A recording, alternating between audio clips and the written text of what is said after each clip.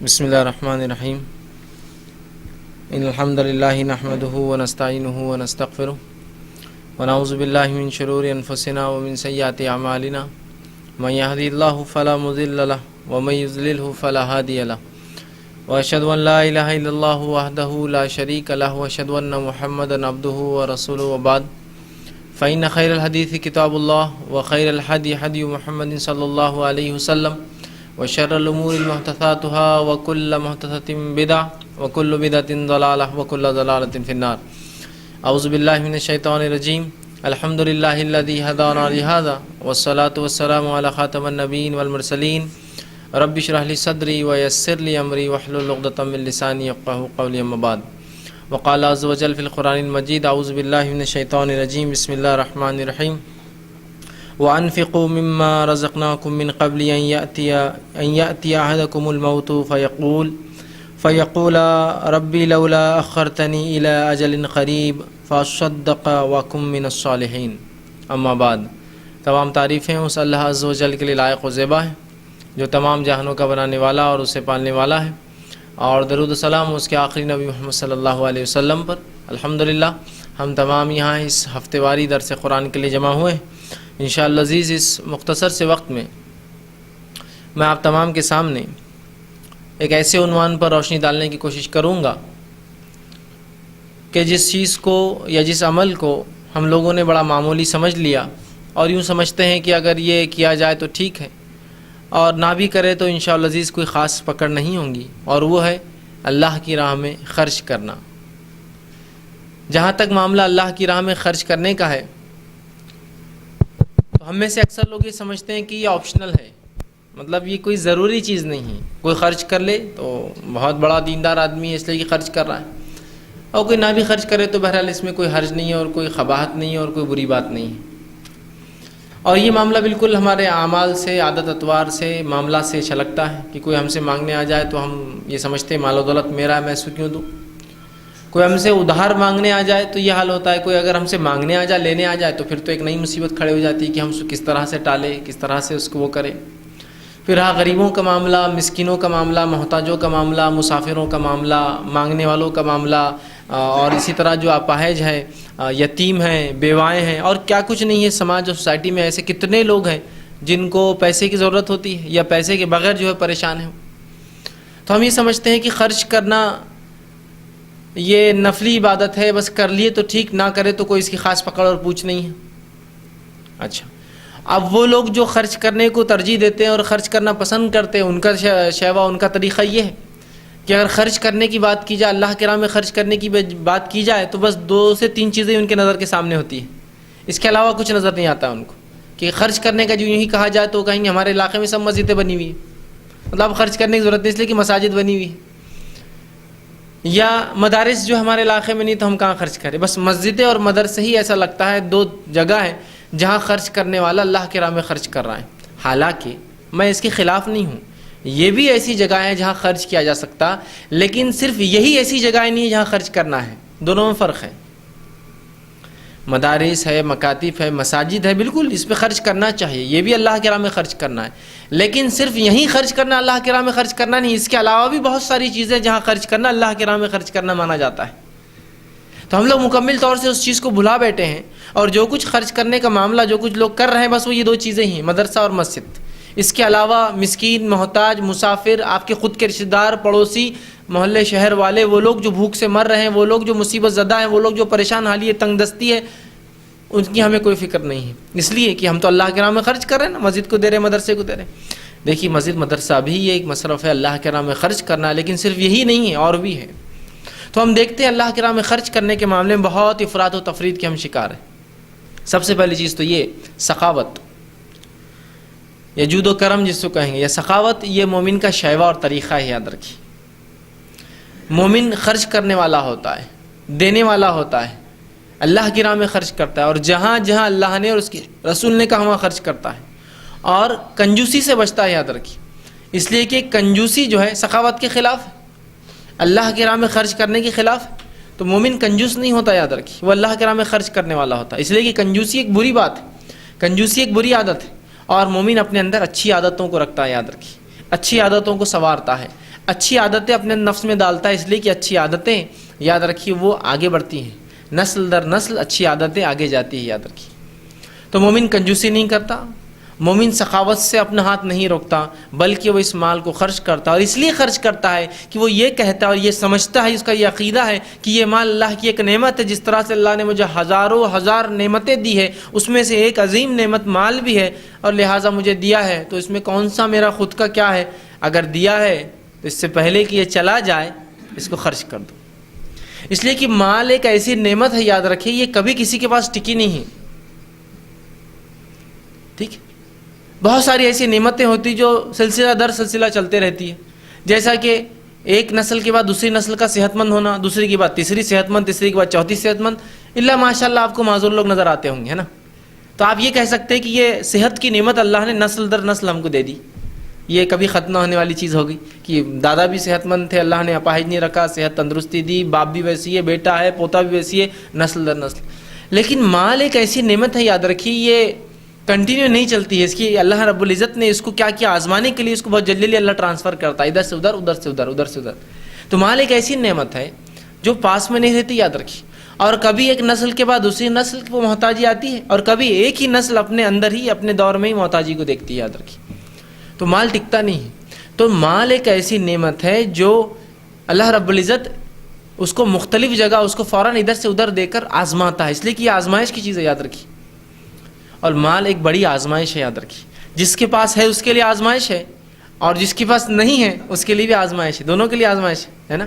دیکھیے، میرے پاس مال نہیں ہے، میرے لیے آزمائش ہے۔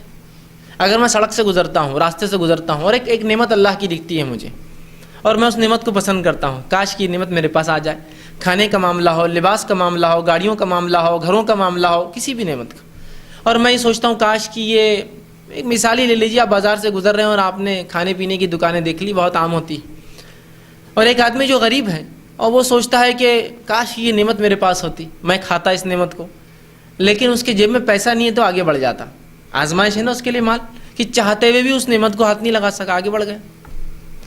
اس کو دل چاہتا ہے کہ فلاں لباس پہنوں میں، لیکن مال نہیں ہے، لباس کو دیکھا آگے بڑھ گیا، آزمائش ہے نا اس کے لیے۔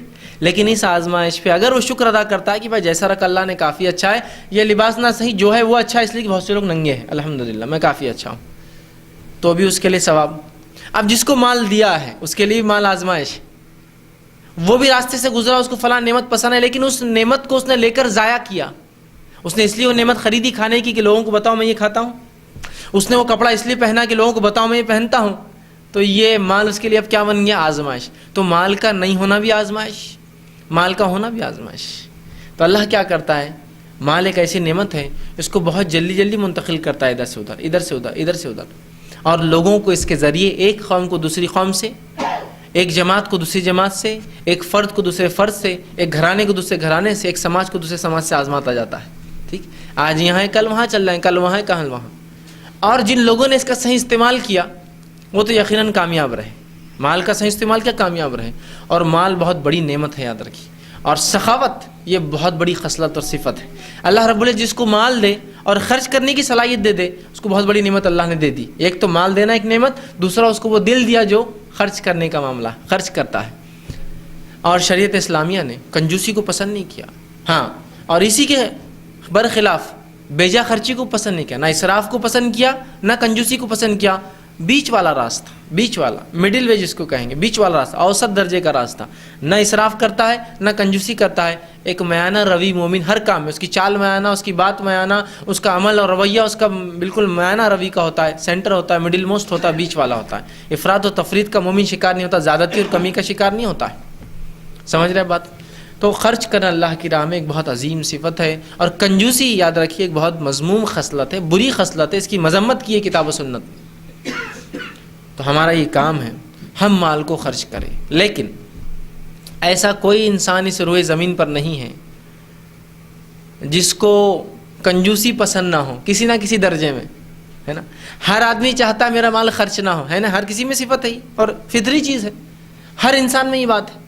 شریعت یاد رکھی فطرت کو ختم نہیں کرتی ہے، شریعت کی خصوصیت یہ ہے کہ وہ فطرت کو کنٹرول میں لاتی ہے، صرف ختم نہیں کرتی۔ مال کی محبت انسان میں ہے، شریعت نے مال کی محبت کو ختم نہیں کیا، اس کو باقی رہنے دیا، اس کو لگام لگائے اور کہا کم از کم فرض زکوٰۃ اور نفلی صدقات کرنا ضروری ہے تم کو، اس کے علاوہ سیو کرو۔ پھر یہ نہیں کہا کہ 50% خرچ کر دو، یہ نہیں کہا کہ پڑوسی کو بھی آدھا دے دو، اگر کہتا تو پھر تو بہت مشکل ہو جاتی نا۔ تو شریعت سمجھتی تھی، اللہ نے سمجھا انسانی فطرت ہے مال جمع کرنا، تو کہا کچھ نہ صحیح سیونگز پر 2.5% زکوٰۃ تو دینا ہی پڑے گا تم کو، اور اس کے علاوہ نفلی صدقات جب ضرورت پڑ جائے، مصیبت مشکل پریشانی تو تم کو دینا پڑے گا بھائی، اتنا یاد رکھو۔ تو اس کو کنٹرول میں لایا شریعت نے، اس کو لگام لگائی۔ تو کنجوسی ایک مذموم صفت ہے، ہم سب کا یہ کام ہے کہ ہم کنجوسی حتی الامکان جو ہے جتنا ہو سکے ممکن اپنے آپ کو کنجوسی سے ہم بچائیں، بیجا خرچی سے بچنا، یاد رکھیے بیجا خرچی کنجوسی بچنا ہے، اور اللہ کی راہ میں خرچ کرنے کا جذبہ اپنی نفس میں ہم پیدا کریں۔ ایک بار یہ جذبہ پیدا ہو جائیں گا نا، یاد رکھیے، تو اس امت کا بہت سارے معاملات جو آج صرف خرچ نہ کرنے کی وجہ سے، اور جو مال اللہ نے دیا ہے اس کو اپنا میرا کمایا ہوا ہے یہ سمجھنے کی وجہ سے، آج امت بہت بڑے بڑے فتنے اور فساد میں پھنسی، معلوم آپ کو، اس کا آپ اندازہ نہیں لگا سکتے۔ ایک طرف تو وہ ہے جن کے پاس اتنی دولت ہے کہ اندازہ نہیں ہے، اور ایک طرف وہ ہے کہ ایک بڑا طبقہ بھوکمری سے مر رہا ہے، پریشان ہے، تنگ دست ہے۔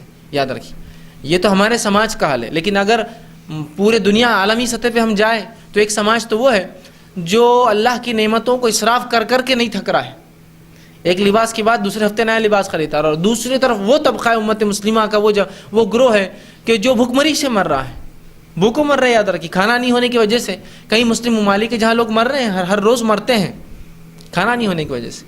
تو اللہ کے راہ میں خرچ کرنے کا جذبہ ہمیں پیدا کرنا ہے، اور ہر وہ کام جہاں اللہ کی کتاب اور اس کے رسول صلی اللہ علیہ وسلم نے خرچ کرنے کا حکم دیا، یہ سب اللہ کی راہ میں خرچ کرنا ہے۔ صرف مخصوص چیزوں کا مت بنا لیجیے یہ اور یہ اللہ کی راہ میں نہیں، جہاں جہاں اللہ نے حکم دیا خرچ کرنے کا وہاں خرچ کرنا، اللہ کی راہ میں خرچ، اپنے رشتہ داروں پر، مسکینوں پر، مسافروں پر، مانگنے والوں پر، غریبوں پر، جو لوگ بیچارے جو ہے تنگ دست ہیں ان پر، مصیبت زدہ ہیں ان پر، اور کہاں کہاں شریعت نے بہرحال بہت ساری جگہ قرآن نے حکم دیا، ان تمام جگہوں پہ یاد رکھیے خرچ کرنا یہ اللہ کی راہ میں خرچ ہے، اللہ کی راہ میں جہاد پر، مجاہدین کی جو ہے خاندانوں پر، اور بہرحال وہ لوگ جو اللہ کی راہ میں اپنے آپ کو صرف کر رہے ہیں ان کے لیے، ان کی معاش، ان کی جو ہے فائنینشیل جو ہے سنبھالنے کے لیے ان کو، کہ وہ اللہ کی راہ میں اپنا وقت دے رہے ہیں، ان کی بہت ساری جگہ یاد رکھیے جہاں ہم خرچ کر کے یہ اللہ کی راہ میں خرچ میں مانا جاتا ہے، یاد رکھیے۔ تو ہم کوشش کریں ہم خرچ کرنے والے بنیں، لیکن انسانی فطرت میں کسی نہ کسی لیول تک کنجوسی بھری ہے، یاد رکھیے۔ تو ہم کوشش کریں اس بخیلی کو، اس کنجوسی کو اپنے نفس سے ہم دور کریں، لیکن میں بیجا خرچ کرنے کا نہیں کہہ رہا ہوں، اللہ کی راہ میں خرچ کرنے میں اپنا ہاتھ کھولتے جائیں، اللہ کی راہ میں خرچ کرنے، ورنہ ہوتا ہے خرچ تو کچھ لوگ کرتے ہیں لیکن وہ لمیٹڈ ہوتا ہے، اپنے نفس تک، اپنے بیوی بچوں تک۔ یقیناً اپنے نفس پہ خرچ کرنا بھی جو اس کا ثواب ملتا ہے، یقیناً بیوی بچوں پر خرچ کرنے کا بھی ثواب ملتا ہے، لیکن اس کا ہرگز معنی یہ نہیں کہ آپ 100% صرف بیوی بچوں پر خرچ کرتے جائیں اور اللہ کی راہ میں خرچ کرنے کا ثواب پائیں۔ ایسا ہوتا ہے نا، حدیث کے اندر آتا ہے کہ جو خاندان پہ انسان خرچ کرتا ہے اپنے بیوی بچوں پر، یہ سب سے افضل صدقہ ہے، لیکن اس کا مطلب ہرگز یہ نہیں ہے کہ 100% انکم ہم اپنے خاندان پہ لگاتے، جیسا ہو رہا ہے 100% جو کچھ آ رہا ہے صرف میں کھا رہا ہوں، اچھی اچھی نعمتیں استعمال کر رہا ہوں، میرے خاندان والے کھا رہے ہیں اور اچھی اچھی نعمتیں استعمال کر رہے ہیں، اس کے علاوہ کسی کو اس کا فائدہ نہیں، یاد رکھیں کسی کو فائدہ نہیں ہو رہا اس کا، یہ بھی غلط ہے۔ تو ہم جو ہے واقعتاً اللہ کی راہ میں خرچ کرنے والے بنے، اللہ نے خرچ کرنے بار بار ابھارا، اور اللہ سبحانہ تعالیٰ سورہ معارج سورہ نمبر 70 اس کی آیت نمبر 19 سے لے کر 25 تک دیکھیے کیا فرماتا ہے، اور خرچ کرنے کی ترغیب دلاتا ہے۔ اللہ فرماتا ہے اور کہتا ہے ان الانسان خلق حلوا، اللہ فرماتا ہے بے شک انسان بے صبرا پیدا کیا گیا ہے، اس میں شکر نہیں ہوتا ہے، صبر نہیں ہوتا ہے، بہت جلدی اتاولا ہو جاتا ہے، بے شک انسان بے صبرا پیدا کیا گیا ہے۔ اللہ فرماتا ہے اذا مسہ الشر جزوع، اور جب کوئی شر آ کر کوئی تکلیف اور مصیبت آتی ہے تو جزع اور فضا کرتا ہے، جزع اور فضا کرتا ہے، پریشان حال ہو جاتا ہے، ہائے میرے ساتھ کیوں ہوا، فلاں ہوا، بے صبرا ہے نا، تو فوراً جزا فضا میں لگ جاتا ہے، یہ نہیں کہتا کہ اللہ کی مرضی تھی میں صبر نہیں، وہ بے صبرا ہے اور جزا فضا شروع کر دیتا۔ اللہ فرماتا ہے وَإِذَا مَسَّهُ خَيْرُهُ مَنُوعًا، اور اگر اس کو کوئی خیر پہنچتا ہے تو دینے والا نہیں بنتا ہے، لیکن شر پہنچتا ہے تو جزا اور فضا کرتا ہے، خیر پہنچتا ہے تو اس خیر کو بانٹنے والا نہیں بنتا ہے، دینے والا نہیں بنتا ہے۔ ٹھیک، دیکھیے انسانی فطرت کا اللہ کیسا خاکہ کھینچ رہا ہے کہ انسان بے شک جو ہے بے صبرا ہے، کہ اللہ جب اسے تنگ دستی دیتا ہے، مصیبت دیتا ہے، جزا فضا کرتا ہے، پریشان ہو جاتا ہے، صبر نہیں کرتا، اور جب اللہ اس کو کچھ خیر دیتا ہے تو شکر ادا نہیں کرتا اس کو خرچ کر کے، بلکہ اس خیر کو چھپا لیتا ہے، خرچ نہیں کرتا ہے۔ مال اللہ نے دیا، چھپا لیا اس کو۔ منوع اللہ الا المصلین، ہاں سوا ان لوگوں کو چھوڑ کر جن کو اللہ دیتا ہے جو خرچ بھی کرتے ہیں۔ وہ کون ہے؟ جو نماز قائم کرتے ہیں، نمازی جو ہوتے ہیں، مطلب جو اللہ کو جانتے ہیں، اس پر ایمان لاتے ہیں اور نمازیں قائم کرتے ہیں، وہ اس بات کو سمجھتے ہیں کہ رب سے ملنا ہے اور وہ خرچ کرتے ہیں۔ وہ نہ ہوتے ہیں کہ اللہ کا خیر ملنے کے بعد دبا کے رکھتے ہیں۔ الا المصلین، ہاں نمازی جو ہوتے ہیں وہ اللہ کے راہ میں خرچ کرتے ہیں۔ آگے فرمایا الذین هم علی صلاتہم دائمون، اور فرمایا جو اپنے نماز کو جاری رکھتے ہیں، ہمیشگی کے ساتھ، پابندی کے ساتھ اپنی نمازوں کو قائم کرتے ہیں۔ اور فرمایا والذین فی اموالہم حق معلوم، اور جن کو یہ پتہ ہے کہ ان کے رب نے ان کے مالوں میں لوگوں کا حق رکھا ہے، حق رکھا ہے۔ وہ کون ہے؟ جو اللہ کی نعمتوں کو خرچ کرتے ہیں اور مصیبت میں جزا فضا نہیں کرتے، پریشان نہیں ہوتے بلکہ شکر ادا کرتے ہیں۔ وہ لوگ ہیں جو نماز قائم کرتے ہیں، مسلسل نماز دائم، بالکل معاملہ ہے ان کا معمول نمازیں قائم کرتے ہیں۔ اور ان کی صفت بتائی گئی جب اللہ انہیں دیتا ہے والذین هم فی اموالہم حق معلوم، جو اللہ نے حق رکھے ہیں ان کے مالوں میں، ان کو وہ چیز معلوم ہے۔ اور پھر فرمایا للسائل والمحروم، اور وہ جو مانگنے والے ہوتے ہیں اور وہ جو محروم ہیں اللہ کی نعمتوں سے، وہ ان کو کیا کرتے ہیں؟ اپنے مال میں سے خرچ کرتے ہیں۔ تو یہاں دیکھیے اللہ رب العزت نے اس صفت کی طرف مومنوں کو بھارا اور یہ فرمایا کہ وہ لوگ جو توحید پرست ہوتے ہیں، جو نماز قائم، ظاہر توحید کے بعد ہی انسان نماز پہ رہیں گا، نماز قائم کرتے ہیں، نمازوں کو دائمی طور سے کرتے ہیں، تو وہ جانتے ہیں ان کے رب نے ان کے مالوں میں حق رکھا ہے۔ ان کا مال ان کی ذاتی ملکیت اور پراپرٹی نہیں ہے، تو وہ جانتے ہیں کہ ان کا حق کس کس کو دینا ہے۔ اور سائلین اور محروم جو مانگنے والے ہوتے ہیں اور محروم ہیں اس مال اور اس نعمت سے، ان کو وہ نعمت وہ لوگ جو ہے بانٹتے ہیں۔ کتنی زبردست بات بتائی دیکھیے۔ تو ہمارا یہ کام ہے کہ ہم بھی اللہ کی راہ میں خرچ کریں، یاد رکھیں جو کچھ میسر ہو، جو کچھ اللہ نے دیا اس میں سے خرچ کرنے والے بنے۔ اسی طرح اللہ رب العزت قرآن میں فرماتا ہے، سورہ توبہ سورہ نمبر 9 آیت نمبر 103، اور فرماتا ہے خذ من اموالہم صدقات تطہرہم وتزکیہم بہا۔ اے نبی آپ ان مومنوں کے مالوں سے جو ہے صدقات لیا کیجئے، ان کے مال سے، ان سے مال لیا کیجئے، صدقات لیا کیجئے، تاکہ ان صدقات کے ذریعے اللہ فرماتا ہے، اور فرماتا ہے صدقات تطہرہم وتزکیہم، تاکہ ان کو آپ پاک کرے اور ان کے نفس کا تزکیہ ہو۔ کیا فرمایا اللہ نے؟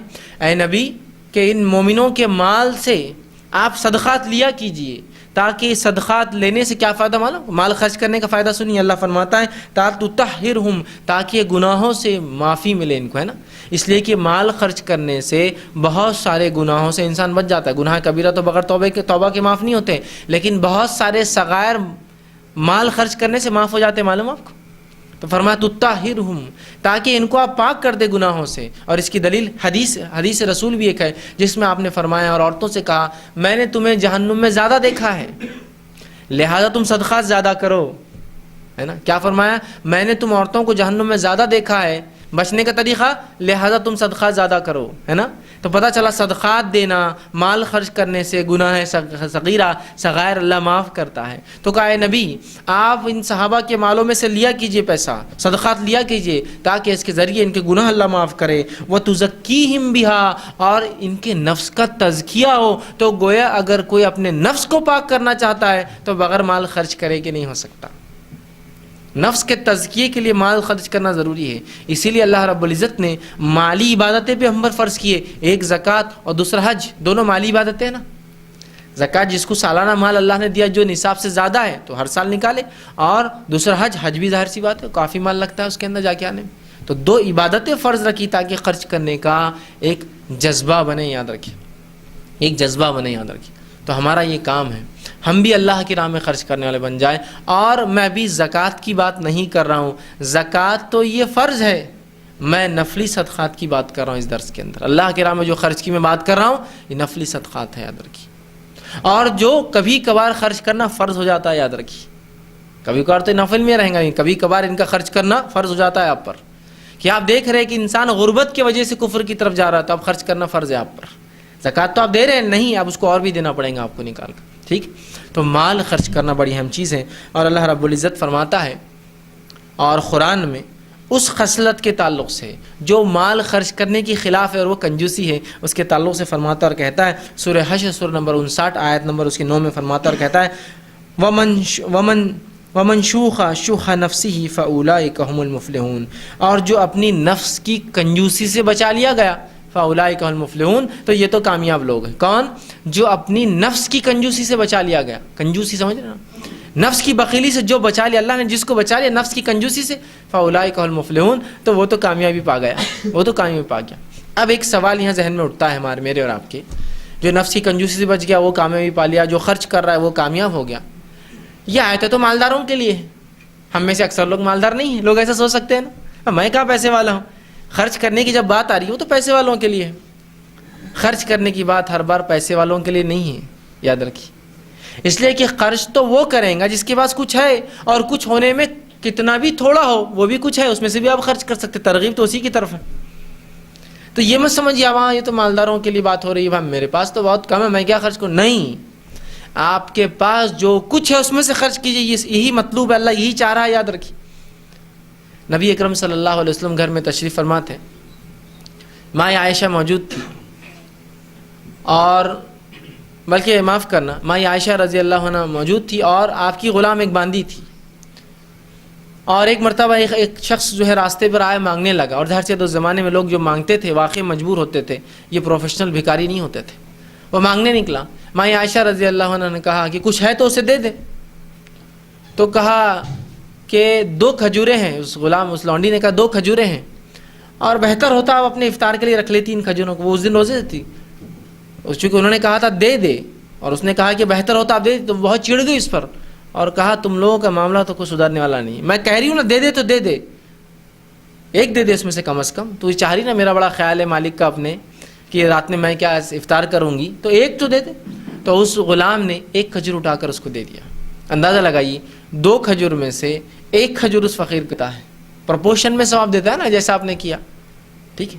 تو کبھی کبھار ایک شخص کا خرچ کیا گیا روپیہ کسی ایک دوسرے انسان کے خرچ کیے گئے لاکھ روپے سے بہتر ہوتا ہے۔ وہ کیسے؟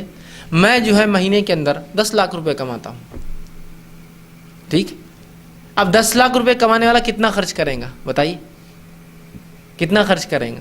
2-5-10 ہزار سے زیادہ اللہ کے نام نہیں خرچ کر سکتا ہو، اس لیے کہ وہ پہلے ہی اپنے خرچے اتنے بنا لیتا کہ 10 لاکھ آنے سے پہلے 20 لاکھ کی تیاریاں اس کی رہتی ہے، اور 15 ہونے سے پہلے 50 لاکھ کی تیاریاں خرچ کرنے کی، ہے نا، اتنا ہی خرچ کریں گے تو اس کو ثواب کتنا ملیں گا پرپورشن کے اندر، اس کے بتائیے۔ 1 لاکھ روپیہ ایک سمجھو میں کما رہا ہوں، تو اگر میں 10,000 خرچ کرتا ہوں پرپورشن میں کتنا ثواب ملے گا مجھے؟ 1% ملا اس کا، 10% ملا، مطلب جو بھی 1,000 روپے، 2,000 3,000، ٹھیک۔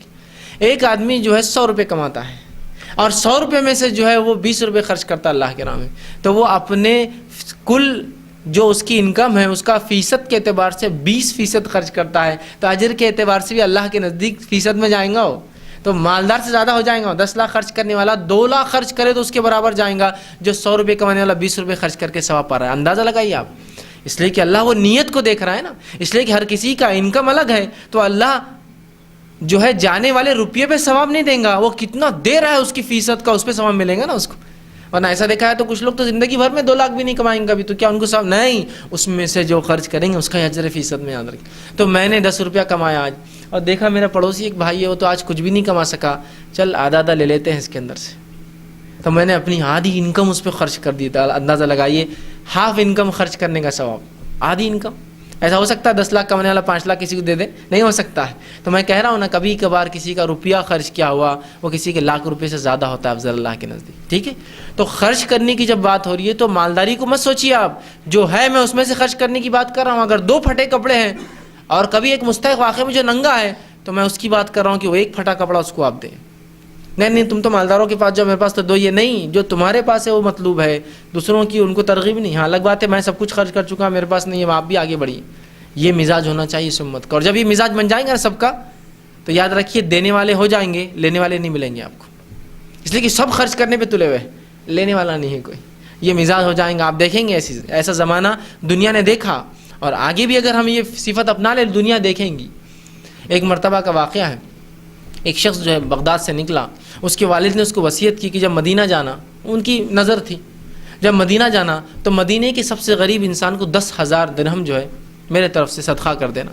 وہ بیٹا نکلا حج کو گیا، اس نے حج کیا، پھر زیارت جو ہے نبی اکرم صلی اللہ علیہ وسلم کی مزار کی زیارت کے لیے گیا. جب وہاں گیا زیارت کیا، اس کے بعد اس نے تلاش کرنا شروع کیا کہ کون ہے مدینے کا سب سے غریب. ٹھیک ہے، سب سے غریب کون ہے، اور وہ تلاش کرتا کرتا کرتا کرتا لوگوں سے پوچھتا ہو. ایک گھر پہنچا، وہاں جا کر اس نے کہا کہ میں نے کافی لوگوں سے معلومات لی اور لوگوں نے بتایا آپ کا گھر سب سے غریب ہے، لہٰذا یہ 10,000 دینار درہم میرے والد نے وصیت کی تھی کہ مدینے کے سب سے غریب انسان کو دینا، نظر مانگی تھی، یہ آپ لے لیجیے. تو اس شخص نے جواب دیا کہ میرا پڑوسی مجھ سے زیادہ غریب ہے، تو ایسا کیوں نہ کرے آپ کہ آپ اس کو دے دے جا کر. وہ شخص وہاں سے نکلا، آ کر اس پڑوسی کے پاس آیا اور کہا کہ میں ایسا سا آیا ہوں اور یہ 10,000 درہم جو ہے میں آپ کو دینا چاہتا ہوں.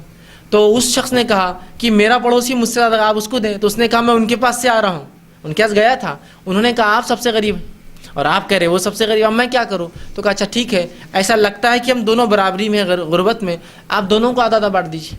اور اس شخص نے 5,000 اس کو دیے اور 5,000 اس کو دیے. اندازہ لگائیے، بانٹنے ایک شخص جا رہا ہے، لوگوں سے پوچھ رہا ہے اور لینے والا نہیں ہے کوئی. تھوڑا سا اس مثال کو بازو رکھ دیجئے، آج کی دور کی مثال لیجیے. ایک شخص 10,000 روپے لے کے اورنگ آباد آیا اور مجھ سے پوچھتا ہے کہ فیض صاحب ایسا کوئی ہے جو غریب ہے اورنگ آباد، اس کو مجھے دینا ہے، تو سب سے بڑا غریب تو اس وقت میں ہی ہو جاؤں گا، لائیے مجھے دے دیجیے، میں ہی سب سے بڑا غریب. ایسا ہو سکتا ہے کہ میں پہنچاؤں اس کو اورنگ آباد کے سب سے غریب انسان تک، پوچھتے پوچھتے کوئی پہنچے؟ سوال نہیں ہے جناب. 100 روپے کے لیے آپ کو پہنچنے نہیں دیں گے تو 10,000 تو بہت بڑی قیمت ہے. آپ اگر 100 روپے کی نیت کرے سب سے غریب کو دوں میں اورنگ آباد کے، تو نہیں پہنچیں گے، تو یہ 10,000 ہے. سب سے بڑا غریب میں ہی ہوں اس وقت اور مجھے ہی چاہیے پیسے. تو یہاں لوگ دینے نکلے ہیں، کوئی لینے والا نہیں ہے. ایسا زمانہ تھا. یہی میں کہہ رہا ہوں، جب دینے کا جذبہ سب کا بن جاتا ہے نا قومی، تو لینے والے لوگ نہیں ہوتے. اس لیے کہ سب دینے پہ تلے ہوئے، جو ہے دے رہا ہے، جس کے پاس جتنا ہے وہ دے رہا ہے، تو کون لیں گا؟ تو وہ قوم کی حالت اللہ تعالیٰ ترقی دیتا ہے. اور جب جمع کرنے کی صفت ہوتی ہے، تم جمع کرتے رہو پوری زندگی، کبھی اوپر نہیں آؤں گے. اس لیے کہ جمع کرنے کا معاملہ ہی عجیب ہوتا ہے، اور جمع کرنے والوں کی مثال ہی عجیب ہے. میں تو کہتا ہوں جمع کرتے رہتے اور مر جاتے ہیں. خوب جمع کیا، خوب جمع کیا، خوب جمع کیا اور مر گئے. فائدہ کیا ہوا؟ وارث لوٹ کے کھا رہے، اجداد لوٹ کے کھا رہے. جس کے نام پر زمین جائیداد کی تھی ٹیکس بچانے کے لیے، وہ لوٹ کر کھا رہے ہیں، کس کو نہیں ملا. تو خرچ کرنے والا بنیے. خرچ کرنے والے کا معاملہ ہی الگ ہے، اور جمع کرنے والا تو دنیا میں بھی خسارے میں رہتا ہے. اس لیے کہ جمع کر کر کے چھپا چھپا کر اپنے نفس بھی نہیں خرچ کرتا نا. اب اچھا فلاں لوں گا تو لوگ بولیں گے ارے یہ ہے اس کے پاس، مت لو. اچھا لباس پہنوں گا تو لوگ بولیں گے اللہ نے دیا ہے تو اچھا پہنیے نا. نہیں لوگ مانگیں گے تو مت پہنو. تو پوری زندگی بھکاری کی جیتا ہے، ہر چیز جمع کرتا ہے اور ویسے ہی مر جاتا ہے. وارث لوٹ کر کھاتے ہیں پوری زمین جائیداد. خرچ کرنے والے بنیے. ایک مزاج بنائیے قومی کہ ہمیں اللہ کی راہ میں خرچ کرنے والا ہے. اور ہر شخص لینے پر نظر نہ رکھے، دینے پر نظر رکھے. ہر شخص کا مزاج. آج ہمارا مزاج کیسا ہے کہ آپ ہمارے گھر آئیں گے تو ہمارے لیے کیا لائیں گے، ہے نا، اور ہم آپ کے گھر آئیں گے تو آپ ہم کو کیا کھلائیں گے. اور دونوں طرف صرف اپنا فائدہ. ہم آپ کے گھر آئیں گے تو آپ ہم کو کیا کھلائیں گے، ہے نا، اور آپ ہمارے گھر آئیں گے تو ہمارے لیے کیا لائیں گے. وہاں یہ نہیں بول رہے کہ ہم آئیں گے وہ کھلاتے تو آپ کو ہم یہ کھلائیں گے، نہیں، آپ آئیں گے تو ہمارے لیے کیا لائیں گے. مطلب دونوں طرف سے صرف لینے کا جذبہ. جا بھی رہے تو کھانے کا پوچھ رہے ہیں، کوئی آ بھی رہا تو لے کر آؤ بول رہے ہیں، اس کو دینے کا جذبہ نہیں ہم میں، ہے نا. تو یہ مثال آج ہماری ہو چکی ہے کہ ہم آپ کے گھر آئیں گے تو آپ کیا کھلائیں گے، اور آپ ہمارے گھر آئیں گے تو کیا لے کر آئیں گے ہمارے لیے. دینے کا جذبہ نہیں، نہ کھلانے کا. اس لیے کہ دینے کا جذبہ جب انسان بن جاتا ہے تو وہ کھلاتا ہے، پہناتا ہے، اڑاتا ہے، ہر چیز میں آگے بڑھ جاتا ہے. اس لیے کہ جہاں مال خرچ ہوتا ہے وہ آگے ہے. اس لیے کہ اس کو دینا ہے، اس کو لینا نہیں ہے آپ سے، اس کو مدد طلب نہیں کرنا، اس کو خرچ کرنے کا جذبہ ہے. اور آپ صلی اللہ علیہ وسلم فرماتے ہیں غنا، اصل مالداری جو ہوتی ہے وہ روپے کی نہیں ہوتی ہے. اصل مالداری کس چیز کی ہوتی ہے معلوم آپ کو؟ دل سے مالدار ہو آدمی. میرے پاس کروڑوں روپیہ ہے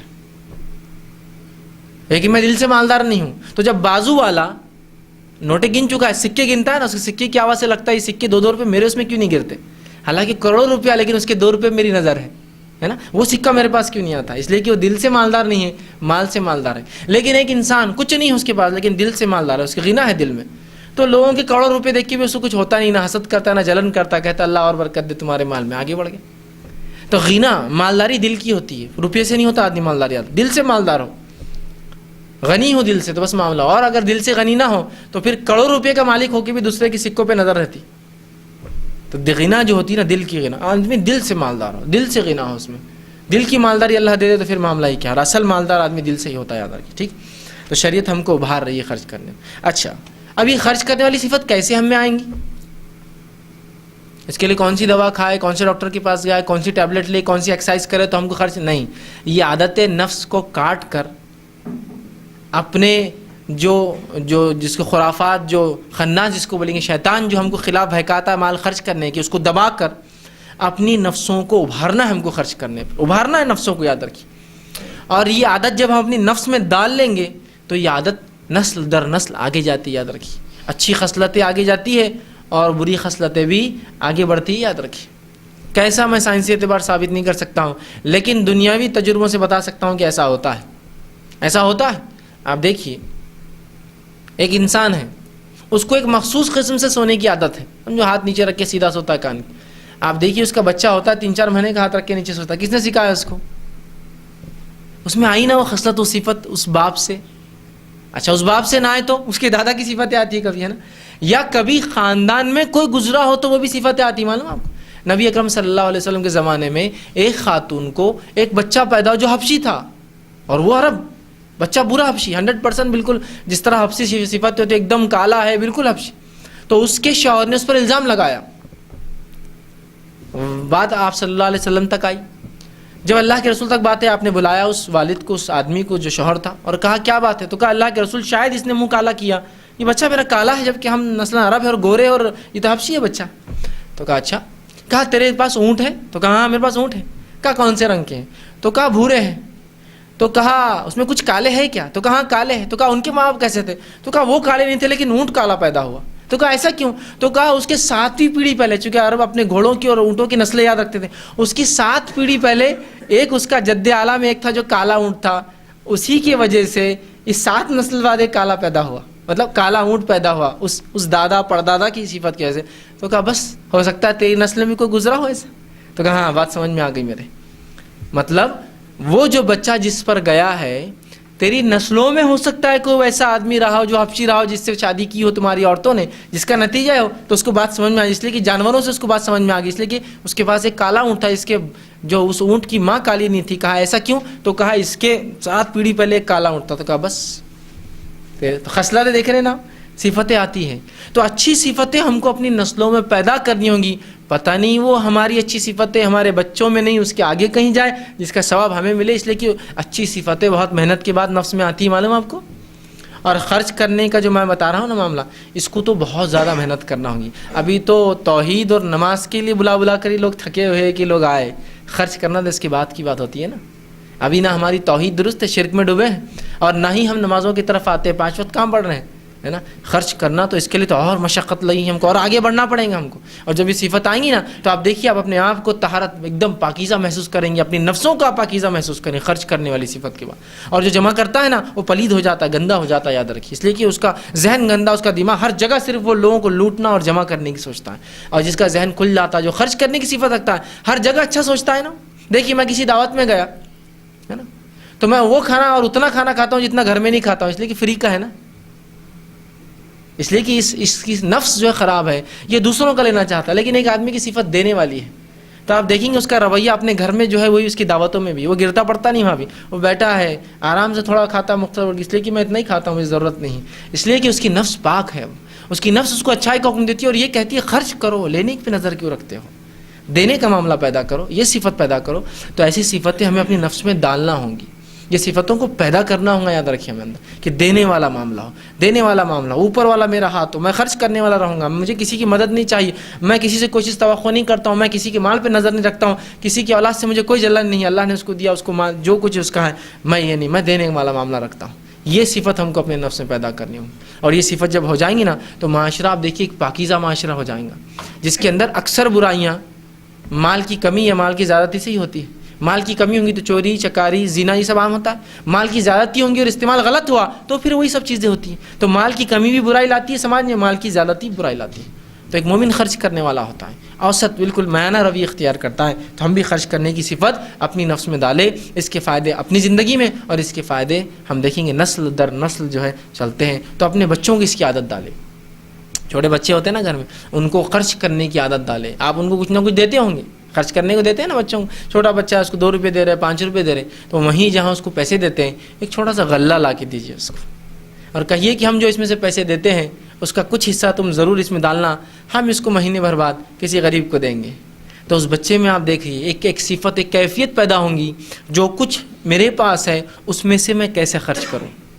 پھر وہ ایک عادت ڈالیں گا بچپن سے کہ اس کو آپ 2 روپے دیتے ہیں، وہ 8 آنے اس غلے میں ڈالیں گا، 1.5 روپے اپنے نفس پہ خرچ کریں گا. تو اس طرح سے اس کو ایک عادت ہو رہی ہے 25% خرچ کرنا اور باقی جو بچتا ہے اس کے اندر اپنی زندگی میں اثر گزارنا. یہی صفت اگر وہ لے کر چلتا ہے آگے اپنی زندگی میں تو اندازہ لگائی وہ جو کمائیں گا اس میں سے بھی اتنا نکالیں گا. کہیں نہیں یہ عادت ہے، یہ دینا ہی ہے مجھے، اس کے بغیر مجھے نہیں وہ ہوتا، اور وہ خرچ کرنے والا بنے گا، ہے نا. لیکن ایسی تربیت ہم سے کہاں ہوتی. اس کے برعکس ABCD سکھانا تو تربیت دیکھیں نا، بچہ اٹھا تو بولو بیٹے ABCD، بچہ جاگ رہا تو ABCD، بچہ سو رہا تو ABCDEFGH، ہے نا. بچہ کچھ بھی کر رہا تو ABCD چڑھ رہا، اس لیے کہ اس کو تربیت دینا ہے نا ABCD کی، اس کو سکھانا ہے. تو اسی طرح جب آپ اس کو اچھی خصلتیں سکھانا ہے تو دن رات وہی کرنا پڑیں گا نا آپ کو، ہے نا. بولو بیٹے فلاں، بولو بیٹے لا الہ الا اللہ، بیٹے اللہ کے راہ میں خرچ کرنا ہے آپ کو. یہ غریب دیکھ کر آپ کو کیا خیالات آ رہے ہیں آپ کو کہ وہ تو بہت غریب ہے، تو آپ کیا کریں گے، آپ کے پاس کیا ہے آج، تو میرے پاس تو اتنا، تو آپ اس میں کیا کر سکتے. اس کو دن رات وہی کرنا پڑے گا نا، سمجھے نا. جو انسان جس کو جو بنانا چاہتا ہے وہی چیزوں کی طرف ابھارتا ہے نا. سمپل سی مثال ہے، بچوں کو آپ ABCD سکھا، دن رات اس کو آپ دیکھیے ہر کام میں آپ ABCD. بلکہ کچھ لوگ تو کبھی ایسا ہوتا ہے کہ بچوں کو سکھاتے اپنے کام پہ بھی جا کے کچھ کر رہا ہے ABCD بولتے رہتا، بولتے تم کو کیا ہو گیا. ارے یار بچوں کو سکھا کے میں رٹ لیا ABCD، میرے کو بھی آ گئی ہو. یا بچوں کو پوئم سکھاتے میں بھی پوئم کا عادی ہو گیا، نیند میں پوئم پڑھ رہا میں، ہوتا ہے نا. تو ویسا بچوں کو ڈالنا پڑے گا آپ کو صفت، یہ خرچ کرنا ہے، یہ تمہاری عادت ہے، تم کو یہ صفت اپنے اندر پیدا کرنا پڑے گی اور بچپن سے ان کو اس طرف بڑھانا پڑے گا جو مال خرچ کرنے والی جو ہے صفت ہوتی ہے. اسی طرح اللہ رب العزت نے ایک بہت زبردست بات کہی، بڑی سخت بات بھی اپنے اندر، جو میں نے خطبے کے اندر آیت تلاوت کی تھی. اس آیت کو اگر ہم سمجھ جائیں تو بہت بڑا فائدہ ہوگا. اور آیت سورہ منافقون سورہ نمبر جو ہے 63 اس کی آیت نمبر 10 ہے. سنیے اللہ کیا فرماتا ہے، وَأَنفِقُوا مِمَّا رَزَقْنَاكُم مِّن قَبْلِ أَن يَأْتِيَ أَحَدَكُمُ الْمَوْتُ. کہ اللہ فرماتا اور کہتا ہے وَأَنفِقُوا، اور خرچ کرو اللہ کی راہ میں. ظاہر سی بات ہے حرام کاموں میں، برے اس میں نہیں. وَأَنفِقُوا مِمَّا رَزَقْنَاكُم مِّن قَبْلِ، کہ خرچ کرو اللہ کی راہ میں جو کچھ اللہ نے رزق کی شکل میں دیا ہے. اور رزق صرف پیسہ نہیں ہوتا ہے، بہت کچھ ہوتا ہے. غلہ بھی رزق ہے، پیسہ نہیں ہے پاس، اناج ہے، غریب ہے اناج دے دو، یہ بھی ہے نا رزق. اولاد دی ہے اس کو اللہ کی راہ میں لگاؤ، بہت سی چیزیں رزق بنتی ہے. وَأَنفِقُوا، اور خرچ کرو جو کچھ اللہ نے تمہیں دیا ہے. أَن يَأْتِيَ أَحَدَكُمُ الْمَوْتُ، اس سے پہلے کہ تم میں سے کسی ایک کو موت آ جائے. دیکھیے موت سے پہلے جس کام کرنے کی تاکید آ رہی ہے وہ کیا کی ہے؟ خرچ کرنے کی تاکید یاد. اور ایسی تاکید دوسری عبادتوں کی نہیں ہے، یاد رکھیے آپ. اس لیے کہ مال ایک سماج میں وہ کام کرتا ہے جو خون ایک جسم میں کرتا ہے. مال اگر رک جائے نا، لوگ جمع کرنے کی صفت بنا لے، اگر خون رکنا شروع ہو جائے جسم کے اعضاء میں تو کیا ہوگا؟ دل تک نہیں پہنچے گا، مر جائے گا انسان. اسی طرح مال خون کا کام کر سماج میں، اگر مال رکنا شروع ہو جائے سماج جو ہے یہ اپاہج ہو جائے گا، ختم ہو جائے گا. تو کہ وانفق، اور خرچ کرو جو کچھ رزق دیا ہے. پیسہ ہو سکتا ہے، دولت ہو سکتی ہے، غلہ ہو سکتا ہے، پھل ہو سکتا ہے، اناج ہو سکتا ہے، کھیتی باڑی، جو کچھ ہے تمہارے پاس اس میں سے نکالو، اس میں سے خرچ کرو جو کچھ اللہ رزق دیا. قبل ان یاتی احدکم الموت، اس سے پہلے کہ تم میں سے کسی ایک کو موت آ جائے. اور وہ کہے پھر موت فیقول رب لولا اخرتنی الی اجل قریب، اور جب موت اس کے قریب آ جائے تو وہ کہے اے اللہ مجھے تھوڑی مہلت دی جاتی اس سے پہلے کہ مجھے موت آئے، مجھے خبر کر دیا جاتا اس سے پہلے کہ میں مر رہا ہوں، مجھے بتا دیا جاتا تو میں کیا کرتا. اللہ ولولا اخرتنی الی اجل قریب فاصدق، تو میں کیا کرتا اگر مجھے پتہ چل جاتا میری موت ہے، یا مجھے تھوڑی ڈھیل دی جائے کہ جو ہے موت کے بعد تھوڑی ڈھیل دی جائے تو میں سب سے پہلا کیا کروں؟ فاصدق، میں صدقہ کر دوں گا جلدی جلدی. اس لیے کہ اس کو مرنے کے بعد پتہ چلے گا موت جب آئیں گی صدقے کیا فائدے تھے. فاصدق، تو میں صدقہ کروں. پھر فرمایا وَأَكُن مِّنَ الصَّالِحِينَ، اور نیکوکاروں میں سے بن جاتا میں. اگر مجھے بتا دیتا اللہ تو کہ میری موت نزدیک ہے تو میں کیا کرتا؟ صدقہ کرتا اور نیک بن جاتا. تو مرنے والا بھی یہی گزارش کر رہا ہے، خرچ کرنے کو مہلت دی جائے اور نیک بننے کے لیے تھوڑی میرے کو نیکی کرنے کے لیے مہلت دی جائے، ہے نا. اندازہ لگائیے آپ خرچ کرنا کتنا ہے میں، کہ مرنے والا بھی یہ کہہ رہا ہے کاش کہ مجھے کہنے لگے کہ میرے رب مجھے تھوڑی مہلت دے، کیوں دے، تاکہ میں خیرات کروں اور نیک کام کروں. تو مرنے والا بھی اپنے رب سے جو گزارش کر رہا ہے وہ دو چیزوں کی، ایک حالانکہ وہ ایک ہی چیز ہے نیک کام، لیکن اس نیکی میں جس نیکی کو ابھار کر بول رہا ہے وہ نیکی کون سی ہے؟ خیرات کی. مجھے بس موقع دے دے ایک بار میں خیرات کر دوں گا. تو اس سے پہلے کہ ہمیں بھی موت آئے ہم خیرات کر دیں تاکہ جب موت آئے تو اطمینان ہو کہ میں خرچ کر چکا ہوں. ورنہ کیا ہوگا؟ موت آ جائیں گی اور یہ گزارش دیکھیے موت کے وقت انسان یہ گزارش کرتا ہے، مرنے والا بتا نہیں سکتا ہے. اللہ نے اپنے کلام کے ذریعے بتا دیا، جو زندہ ہے اس سے جو ہے تاکید لے لے، نصیحت پکڑ لے. مرنے والا تو نہیں بولیں گا ہی میں کر رہا ہوں، لیکن وہ گزارش کرتا ہے فرشتوں سے مجھے موقع دیا جائے، فرشتوں اللہ کو کہو مہلت دو مجھے، اگر معلوم ہوتا میری موت آ رہی تو میں یہ کام کر چکا ہوتا، وہ کیا مہلت دی جائے مجھے، فاصدق صدقہ کرنے کی، پیسہ خرچ کرنے کی، واکم من الصالحین، اور میں نیک بن جاتا، اچھے کام کرتا۔ تو ہمیں چاہیے کہ موت سے پہلے خرچ کر لے۔ اللہ نے یہ آیت بیان کر کے کھلی تاکید کر دی کہ دیکھو موت کے وقت تم سب یہ کہنے والوں جو خرچ نہیں کرتے تھے، اس سے پہلے کہ تمہاری موت آئے تم خرچ کر لو، اس لیے کہ مرنے والا یہ گزارش مجھ سے کرتا ہے۔ کتنی بڑی بات اللہ نے کہی، ایسا معاملہ نہ حج کے لیے کہا نہ نماز کے لیے کہا، خرچ کرنے کے لیے کہا یہ معاملہ۔ حالانکہ خرچ کرنا بھی نیکی، الگ سے کہا، مردہ الگ سے کہہ رہا ہے خرچ کرنے دیا جائے اور نیکی کرنے، حالانکہ خرچ کرنا بھی نیکی ہے، لیکن یہ بہت بڑی نیکی اس لیے تاکیدی آ رہا ہے، مرنے والا تاکیدی اس کا وہ کر رہا ہے۔ خرچ کرنا بڑا افضل عمل ہے، یاد رکھیے، اس کے لیے اپنے دلوں کو تیار کیجیے۔ اسی طرح اللہ رب العزت فرماتا ہے خرچ کرنے کے تعلق سے اور کہتا ہے سورہ لیل سورہ نمبر 92 اس کی آیت نمبر 5 سے لے کر 11 میں دیکھیے اللہ فرماتا ہے فَأَمَّا مَنْ أَعْطَى وَاتَّقَى، اب اللہ فرماتا ہے اور جس نے اللہ کے راہ مال خرچ کر دیا اور تقوی اختیار کر لیا، جس شخص نے اللہ کے راہ میں مال خرچ کیا اور تقوی اختیار کیا، اللہ فرماتا ہے اس کے لیے وَصَدَّقَ بِالْحُسْنَى، اور نیکی کی تصدیق کی، اچھائی کی تصدیق کی، ایمان کی تصدیق کی، اس شخص نے فرمایا پرہیزگاری کو اختیار کیا، اس کی تصدیق کی اور نیک بات اور اس کی سچائی کو اس نے جانا، مطلب شریعت کو، اسلام کو جانا، اس کو حق مانا، اللہ فرماتا ہے فَسَنُيَسِّرُهُ لِلْيُسْرَى، تو اس کے لیے تو آخرت کا معاملہ آسان کر دیا ہم نے۔ کس کے لیے؟ دیکھیے کیا فرمایا فَأَمَّا مَنْ أَعْطَى، پہلے کیا کیا اس نے، اور جس نے خرچ کیا، ٹھیک ہے، وَاتَّقَى، اور تقوی اختیار کیا، تو پتہ چلا خرچ کرنے سے نفس میں پاکیزگی آتی ہے، انسان تقوی اختیار کرتا ہے۔ اس لیے میں نے کہا کہ خرچ کرنے سے تزکیہ نفس ہوتا ہے، ورنہ خرچ جو نہیں کرتا ہے نا، برائیاں ان کے اندر آ جاتی ہیں۔ تو جس نے خرچ کیا وَاتَّقَى، اور اللہ سے ڈرا، تو فرمایا اللہ رب نے وَصَدَّقَ بِالْحُسْنَى، اور سچ کی تصدیق کی، حق کی تصدیق کی، نیکی کی تصدیق کی، تو اللہ فرماتا فَسَنُيَسِّرُهُ لِلْيُسْرَى، اس کے لیے تو ہم آخرت کا آسان راستہ کر دیتے ہیں، جنت کا راستہ آسان کرتے ہیں۔ اب آئیے آگے فرمایا وَأَمَّا مَنْ بَخِلَ وَاسْتَغْنَى، اب جس نے کنجوسی کی، خرچ نہیں کیا، اللہ فرما رہا ہے کہ جس نے کنجوسی، بخل کیا اور بے پرواہ رہا، کوئی پرواہ نہیں، دین شریعت، خرچ کرو، زکات، کچھ نہیں، نفلی صدقہ کچھ نہیں، جس نے بخیلی کی اور خرچ کرنے سے رکا اور تکبر کیا اور منہ موڑے رہا حق سے، اللہ فرماتا ہے وَكَذَّبَ بِالْحُسْنَى، اور نیکی کی تکذیب کرتا تھا، نیکی کو حق نہیں کرتا تھا، شریعت کو حق نہیں مانتا تھا، یا جو صحیح باتیں نیکی کی جو ہے انکار کرتا تھا ان صحیح باتوں، اللہ فرماتا ہے فَسَنُيَسِّرُهُ لِلْعُسْرَى، اس کے لیے ہم آخرت کا راستہ بہت مشکل کر دیتے ہیں، اسرا بہت کٹھن کر دیتے ہیں، اور فرمایا وَمَا يُغْنِي عَنْهُ مَالُهُ إِذَا تَرَدَّى، اور اس کا مال اس کو جہنم میں گرنے سے بچانے والا نہیں ہے۔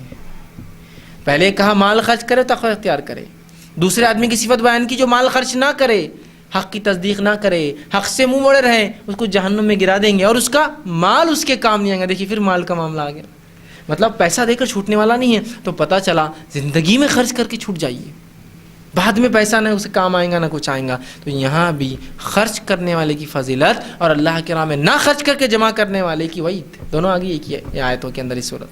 اسی طرح اللہ رب العزت فرماتا ہے اور کہتا ہے سورہ حدید سورہ نمبر 57 اس کی آیت نمبر 10 میں فرماتا ہے وَمَا لَكُمْ أَلَّا تُنْفِقُوا فِي سَبِيلِ اللَّهِ وَلِلَّهِ مِيرَاثُ السَّمَاوَاتِ وَالْأَرْضِ۔ اب دیکھیے اللہ کیا فرماتا ہے، اگر ہم یہ سوچیں کہ اللہ کو ضرورت ہے ہمارے مال و دولت کی، تو اللہ اس غلط فہمی کو دور کر دیتا ہے۔ اللہ کہتا ہے مجھے ضرورت نہیں، یہ تو آزما رہا ہوں تم کو میں، اللہ کو ضرورت ہے ہمارے مال و دولت کی۔ یہودیوں نے جب نبی اکرم صلی اللہ علیہ وسلم صحابہ سے مانگتے جہاد کے لیے، تو یہودیوں نے کہا کہ محمد صلی اللہ علیہ وسلم کا نعوذ باللہ رب تو فقیر ہے، مانگتا ہے نا۔ آپ جب صحابہ سے مانگتے تھے، حالانکہ یہودی جانتے تھے خرچ کرنے کی فضیلت کیا ہے، لیکن یہ سود خور بن چکے تھے، پیسہ جمع کرنے کی صفت لا چکے تھے اپنی نفسوں میں، اب دینا کہاں ہو رہا ہے، تو انہوں نے الزام لگا کر کہا محمد کا رب تو فقیر ہے اس لیے تو مانگتا ہے۔ تو اللہ نے اس پر قرآن کی آیت نازل کی اور فرمایا کہ واللہ غنی وانتم الفقراء، کہ اللہ غنی ہے تم بھکاری ہو اللہ کی۔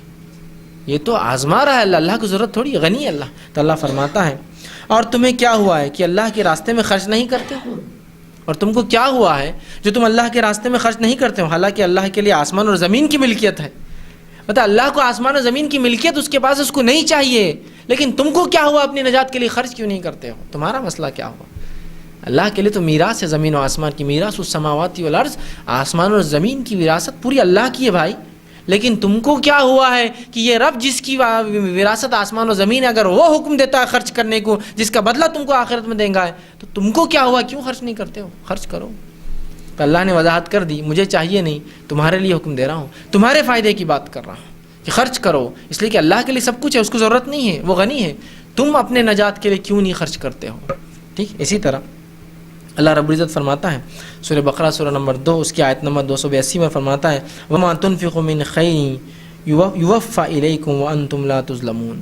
اب اللہ کیا فرماتا، دیکھیے اب اللہ کو مال کی ضرورت نہیں ہے، ہم خرچ اپنے فائدے کے لیے کر رہے ہیں. جب ہم خرچ کرتے ہیں تو ہمیں کیا ملتا ہے؟ سنیے، اللہ فرماتا ہے اور جو مال تم خرچ کرو گے تمہیں پورا پورا بدلہ دیا جائے گا، ریوارڈ تم کو ملنے والا ہے. تم ایسے مت سمجھو کہ مال خرچ کر کے صرف تمہاری آزمائش کر رہے ہیں، مال خرچ کر کے آزمائش لے کر اس کا بدلہ بھی دیں گے کہ جو کچھ تم خرچ کرو گے تم کو واپس لوٹایا جائے گا.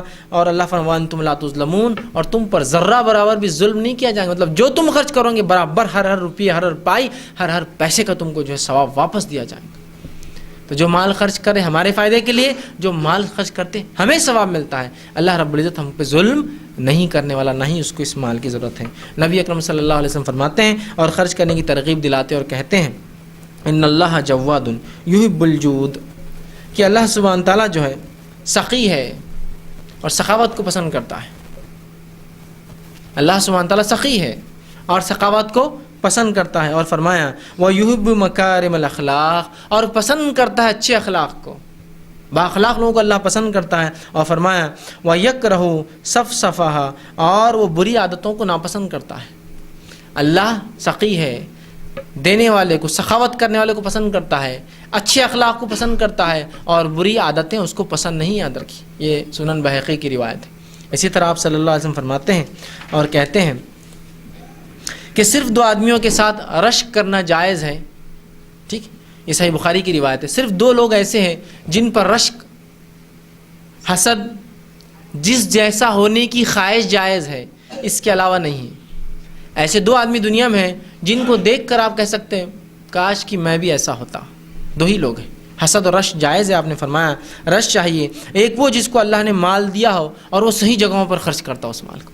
آپ کہہ سکتے کاش میرے پاس بھی ہوتا نا، تم دیکھتے میں بھی خرچ کرتا ایسا. تو یہ جو کریں گا یہ رشک جائز ہے، ایسا ہونے کی خواہش کرنا جائز ہے.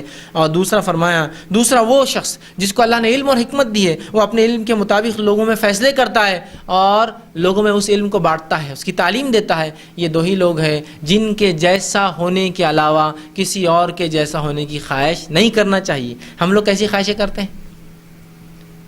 ارے اس نے کتنا جمع کیا، میں بھی اتنا جمع کرتا تو میں بھی کاش ویسا ہوتا. ارے وہ کتنا خوبصورت ہے، کاش میں بھی اتنا خوبصورت. کچھ بھی آپ نے لگا کے رکھے ہیں بیچ.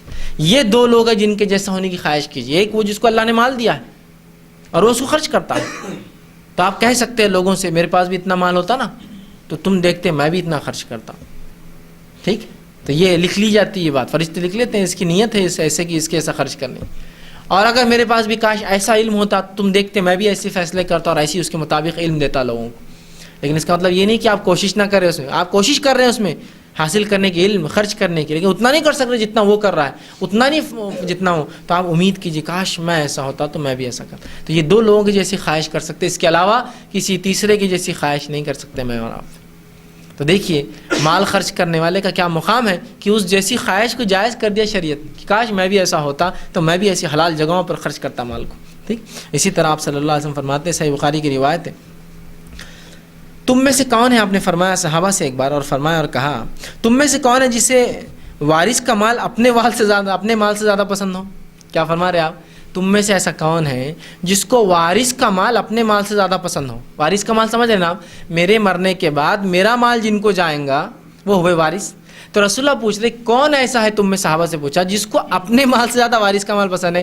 صحابہ نے کہا اللہ کے رسول ایسا کون ہو سکتا ہے جس کو وارث کا مال پسند اپنے مال سے زیادہ؟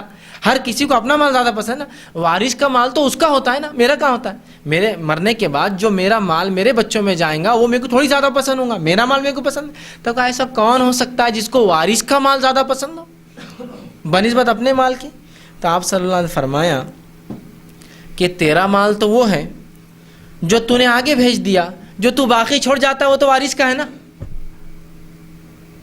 سبحان اللہ، کیسی بات بتائی آپ صلی اللہ علیہ وسلم نے. سنیے، آپ نے فرمایا تم میں سے ایسا کون ہے جس کو وارث کا مال اپنے مال سے زیادہ پسند ہے؟ صحابہ نے کہا ایسا کون ہو سکتا ہے جس کو وارث کا مال اپنے مال زیادہ پسند ہو؟ تو کہا جو تم آگے بھیج رہے ہو خرچ کر کے تو یہی تمہارا ہے.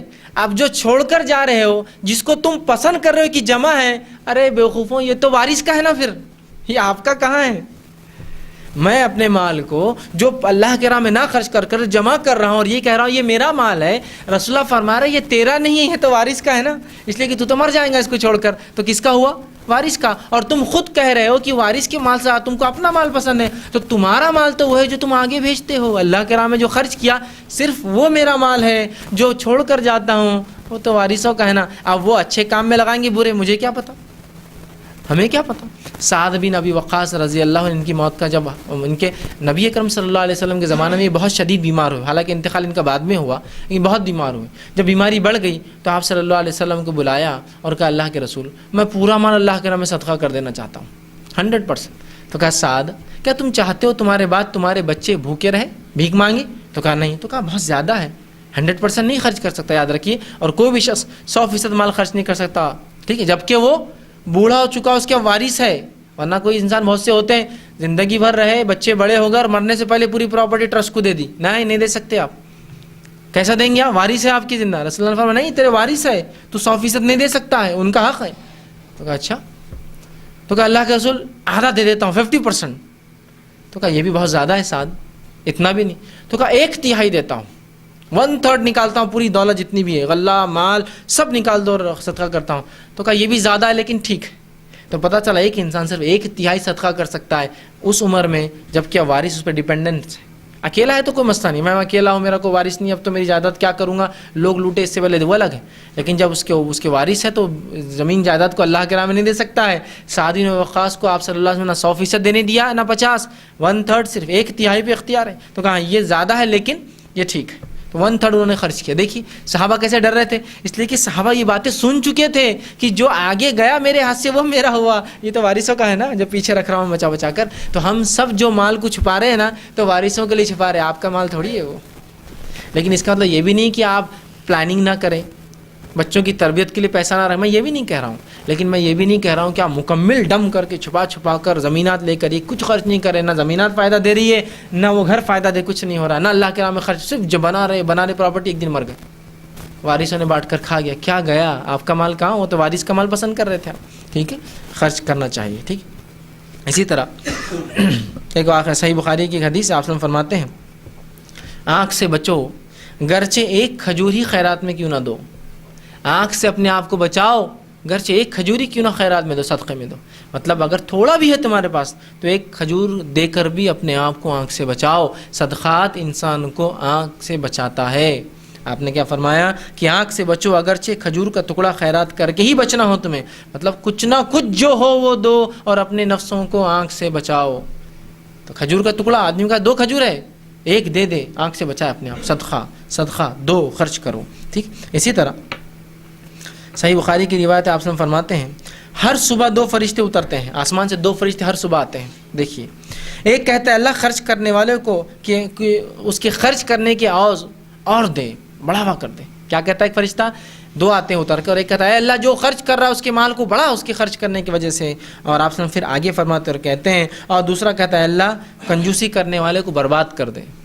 ایک کیا کہہ رہا ہے اللہ جو اللہ کے راہ میں خرچ کر رہا تھا راہ میں اس کے مال کو بڑھا، اور دوسرا کہتا ہے اللہ جو کنجوسی کر رہا ہے اس کو برباد کر دے، اس کا ہلاک کر دے اس کو.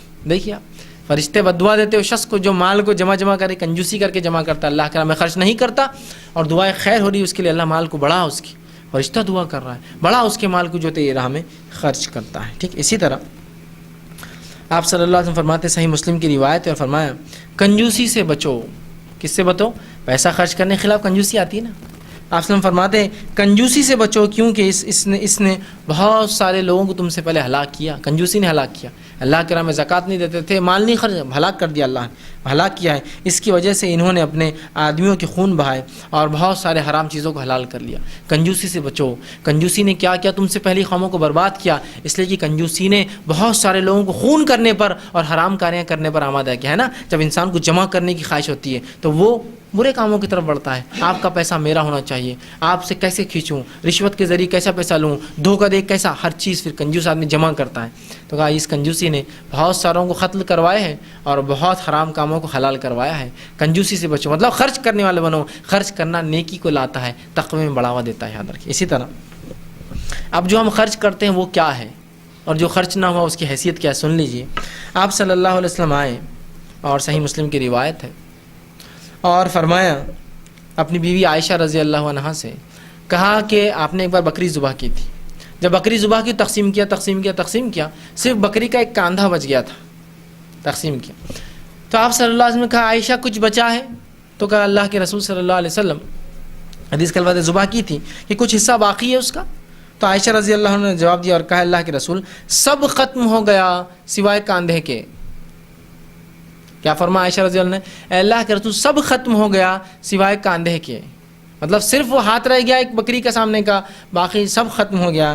تو آپ صلی اللہ علیہ وسلم خاموش رہے اور آپ نے فرمایا, اس پر آپ نے فرمایا یہ لفظ کہے کہ کاندھے کے سوا سب باقی رہ گیا. کیا فرمایا, اے عائشہ تم کہہ رہی ہو کہ اللہ کے رسول کاندھے کے سوا سب ختم ہو گیا, آپ نے فرمایا نہیں, کاندھے کے سوا سب باقی رہ گیا, مطلب جو ہم نے صدقہ کر دیا وہی باقی رہا, یہ کاندھا بچ گیا. سمجھ رہے ہو, مطلب جو گیا وہ باقی رہتا ہے, جو ہے وہ باقی نہیں ہے, وہ ختم ہو گیا. تو کیا فرمایا ماں عائشہ نے, اس لیے کہ ماں عائشہ گھبرا رہی ہوں گی اللہ کے رسول یہ بھی دے دیں گے تو کیا کھائیں گے. بیوی تھی آپ وسلم کی, اور وہ جانتی تھی اللہ کے رسول کیا معاملہ ہے خرچ کرنے کا. تو کہہ دیا اللہ کے رسول صرف کاندھا باقی ہے, باقی سب ختم ہو گیا. تو رسول نے فرمایا نہیں عائشہ, کاندھا صرف باقی رہ گیا, جو سب باقی رہ گیا سوائے کاندھے کے, مطلب جو دیا وہ سب باقی, اللہ کے پاس نوٹ ہو گیا, سب خرچ ہوا, جو ہم نے اپنے لیے رکھ لیا وہ باقی ہے. ابھی سمجھ رہے ہیں آپ بات کو, باقی سب باقی رہ گیا, سیف ہو گیا, یہ کھا جا رہے ہیں ہم تو اس کو. تو کہا باقی سب باقی رہ گئی سوائے کاندھے کے. وہ کہہ رہی تھی کہ اللہ کے رسول سب ختم ہو گیا, سب اور سوائے کاندھا باقی ہے. تو دیکھیے رسول نے فرما دی اس حدیث کے ذریعے کہ جو ہم خرچ کرتے ہیں وہ باقی ہے, جو خرچ نہ کیا وہ باقی نہیں رہتا ہے. تو خرچ کی ہوئی چیز باقی ہے آپ کی اور میری, اللہ کی راہ میں خرچ کیا, مال خرچ کیا, سیونگس ایسی سیونگس کسی کو حد نہیں. آج کل ہوتے ہیں نا انشورنس پلانس, یہ پلانس, وہ پلانس, ایسے پلانس ہے نا, سیونگس, ایف ڈیز اور فلاں, کتنا ہم اس کے لیے وہ کرتے ہیں, اتنے تنخواہ کا نکال کے اتنا ڈالیں گے تو اتنا بڑھے گا, 10 سال بعد اتنا ملیں گا, 20 سال بعد اتنا ملیں گا, 40 سال اتنا ہے, بولتے ہیں نا. میرے کو سمجھ میں نہیں آتی یہ پلان کیوں نہیں ہو رہا کہ 50-60 سال بعد اتنا میں ریٹرنس ملنے والا ہے.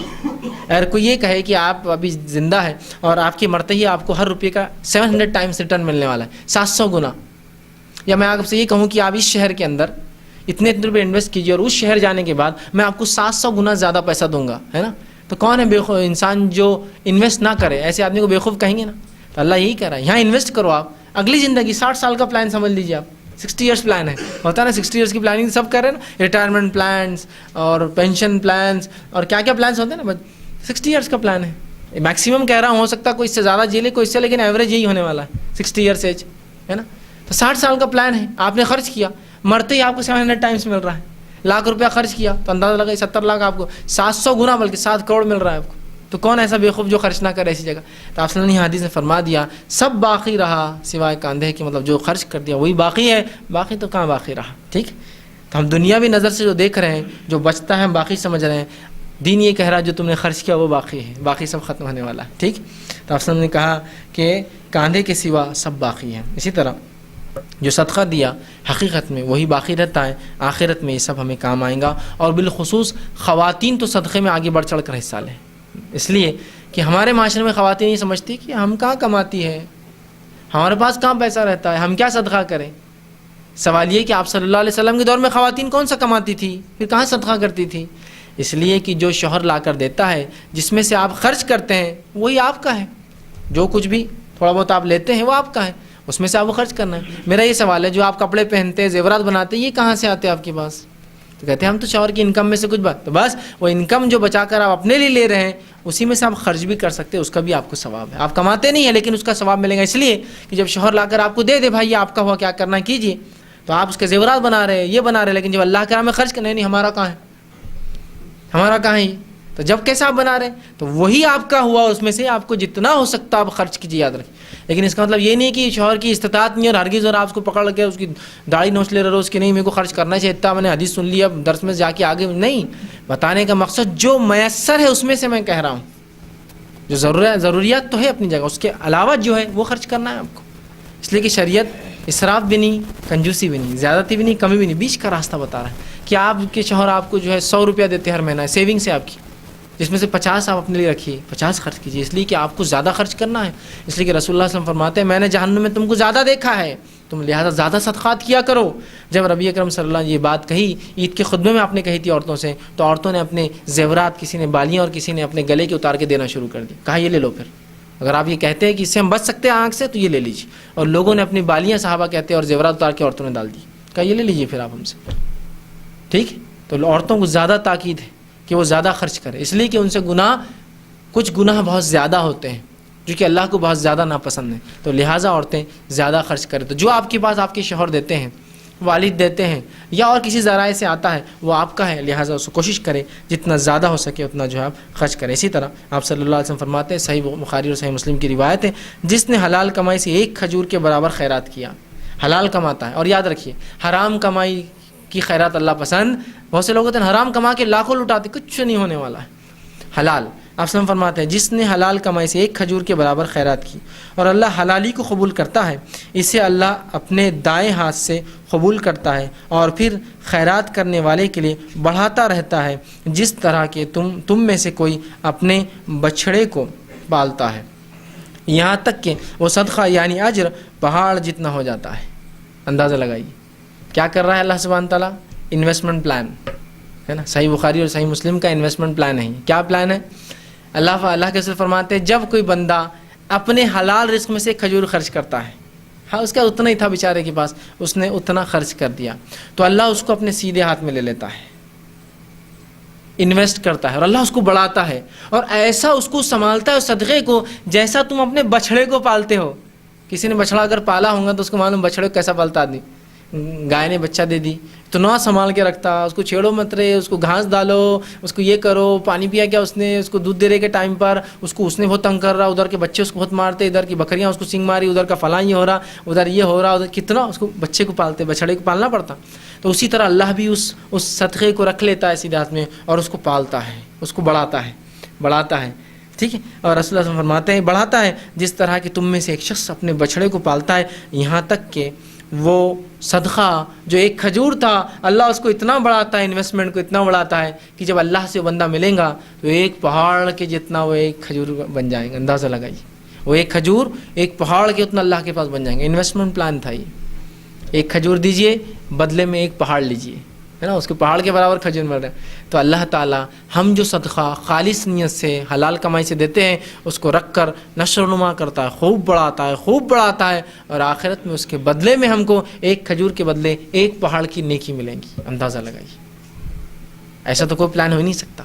تو اسی لیے میں نے کہا یہ اللہ کے راہ میں خرچ کرنے کے پلانس تھے پورے، خوب خرچ کیجیے. لیکن اب میرے کو پتہ چل گیا کھجور خرچ کرنے کیا ثواب ہے، تو بس مولانا میں 2 کھجور خرچ کر دوں گا، 2 پہاڑ تو بہت ہو گئے نا آخرت میں. اپنے کو زیادہ کیا کرنے کا، لالچ زیادہ نہیں کرتے اپن کو بھی کام. یہ نہیں، یہ تو ان لوگوں کے لیے بات بتائے تھے رسول اللہ، اس لیے کہ آپ کے زمانے میں حالات یہ تھی کہ اگر اوپر کا کپڑا تھا پہننے کو تو نیچے کا نہیں تھا، نیچے کا تھا تو اوپر کا نہیں تھا. تو اس زمانے میں ایک کھجور بھی صدقہ کرنا بہت بڑا کام ہو جاتا تھا. یہ وہ زمانے کی بات ہے. لیکن آج اللہ نے اتنا کچھ دیا ہے تو جتنا ہو سکے. ورنہ لوگ کیا کرتے ہیں، اپنے مفاد کی باتوں کو لٹرل لیتے ہیں، لفظی معنوں میں لیتے ہیں. نہیں حدیث میں کھجور ہے تو بس میں کھجور ہی خرچ کروں گا ایک بس.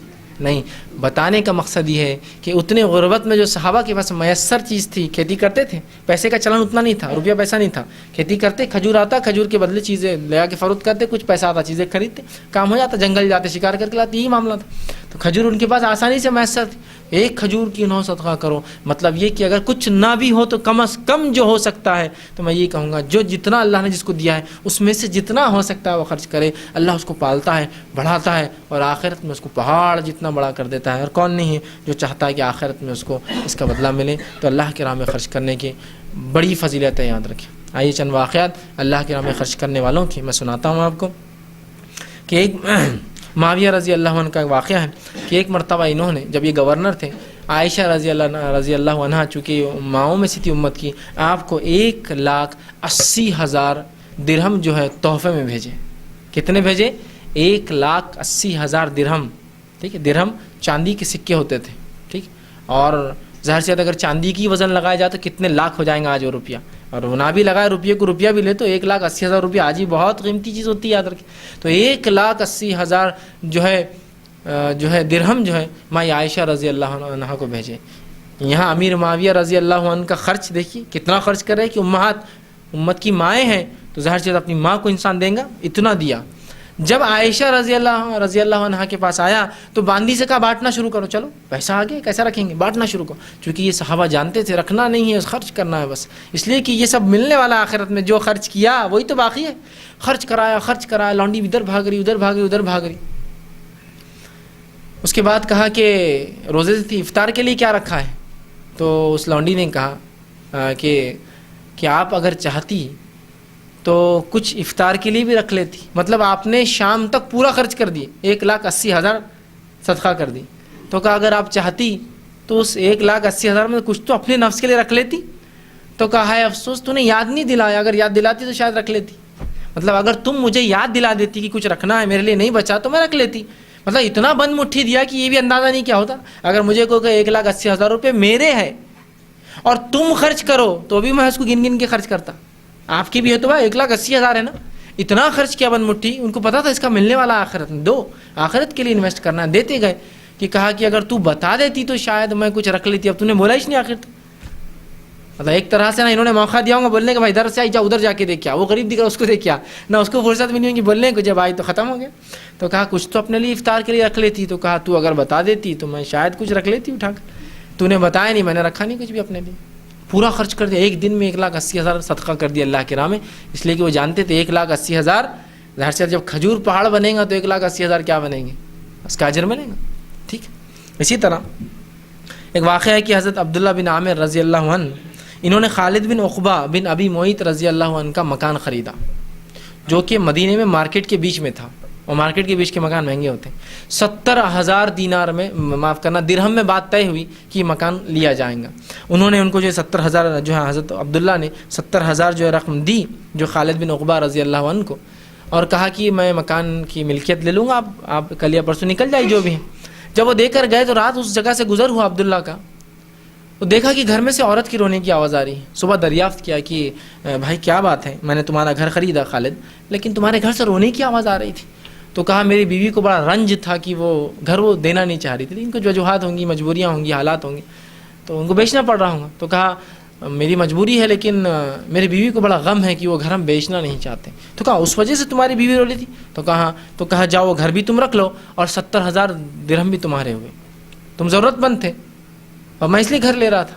اب تمہاری بیوی کو وہ اچھا نہیں، مجھے اچھا نہیں لگ رہا کہ تکلیف پہنچاؤں، جاؤ 70,000 بھی لے لو اس لیے کہ تم کو ضرورت ہے اور وہ گھر بھی تمہارا ہی ہوا. دیکھیے 70,000 درہم اس نے خرچ کر دیا اس شخص، اس لیے کہ وہ جانتا تھا اوپر اس کا بدلہ ملنے والا ہے. 70,000 انویسٹ، وہ محتاج ہے، اس کو ضرورت ہے، اس لیے تو گھر بیچ رہا تھا، گھر بھی تمہارا ہوا، پیسے بھی تمہارے ہوئے. جاؤ 70,000 روپئے دیے انہوں نے. عام زبان میں آج روپئے کے حساب سے بولے 70,000 روپئے کوئی نہیں خرچ کرے گا، جبکہ وہ چاندی کے سکے ہوا کرتے تھے، اس کی ویلیو بہت زیادہ تھی. آج 4 گرام چاندی کا ایک سکہ ہوتا تھا جو ہے 1 درہم، تو 4 گرام سے آپ لگا لیجیے کتنے کلو چاندی ہے وہ. 1 کلو چاندی 70,000 کی ہوتی ہے، 70-80,000 کی. اتنا پیسہ آپ نے کہا رکھ لو تم، پھر گھر بھی رکھ لو پیسہ بھی رکھ لو.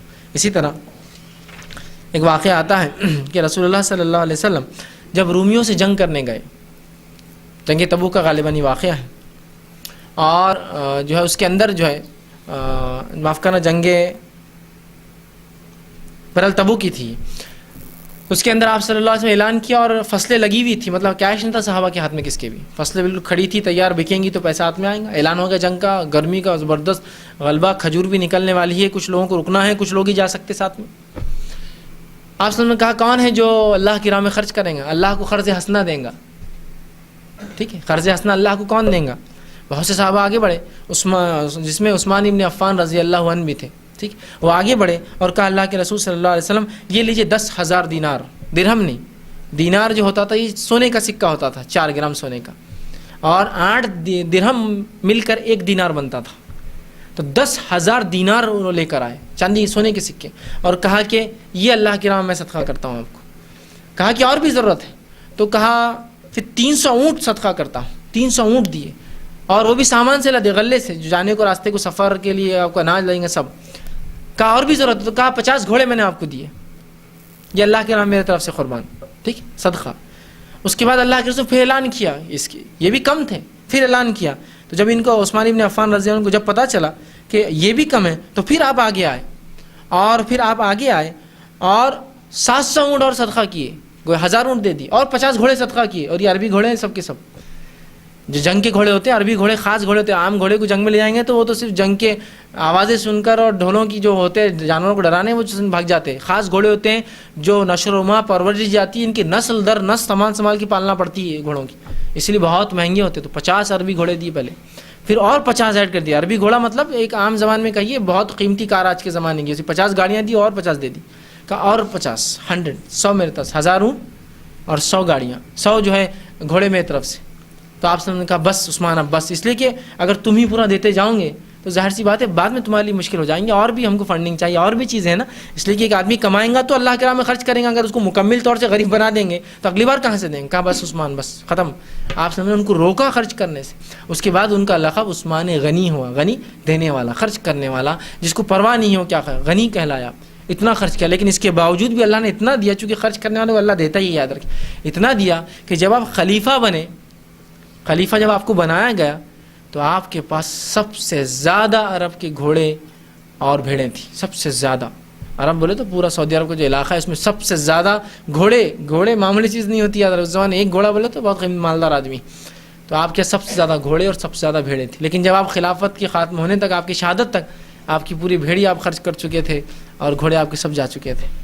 اتنا آپ نے اس کے بعد بھی مطلب اتنا اللہ نے اس کے بعد بھی آپ کو دیتا گیا اور آپ اس کے باوجود بھی خرچ کرتے گئے. تو خرچ کرنے سے مال کم نہیں ہوتا، یہ ڈر نکال دیجیے، آپ یہ ڈر نکال دیجیے. اور اگر آپ کسی اور کے لیے بھی خرچ کرتے تو یاد رکھیے وہ اللہ بڑھائیں گا. اس لیے کہ آپ نے اپنے بھائی کی مدد کی اور خرچ کیا، 2 ثواب، بھائی کی مدد اور صدقہ، کتنا بڑا ثواب. اللہ اس کی عزت بچانے کا ثواب دیں گا، آپ کو صدقہ کرنے کا ثواب دیں گا. لیکن آج معاملہ یہ ہے کہ ہم خود دیکھتے ہیں ہمارے بھائی کی عزت جا رہی ہے. لیکن میں یہ نہیں کہہ رہا ہوں کہ آپ غیر شرعی چیزوں میں عزت بچانے کی کوشش کریں.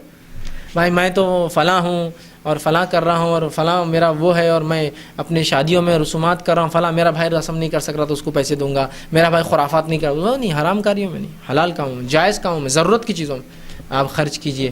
دیکھیے آخرت میں اس کا بدلہ ملے گا. اور خرچ کرنے میں رشتہ داروں پر سب سے پہلے، اس لیے کہ اس کا بدلہ ثواب زیادہ ہے بنسبت عام لوگوں کے. اور پھر مسکین ہیں، اور پھر کہاں کچھ آج امت کو پیسے کی ضرورت نہیں ہے. لہٰذا ہم کوشش کریں جود اور سخا ہم خرچ کرنے والے بن جائیں، خوب اللہ کے راہ میں خرچ کریں. اور انشاءاللہ اللہ سے امید کریں ہر بار خرچ کرنے کے بعد کہ اللہ اس کا بدلہ چاہتا ہوں آخرت میں، اور مجھے بدلہ چاہیے اس خرچ کرنے کا.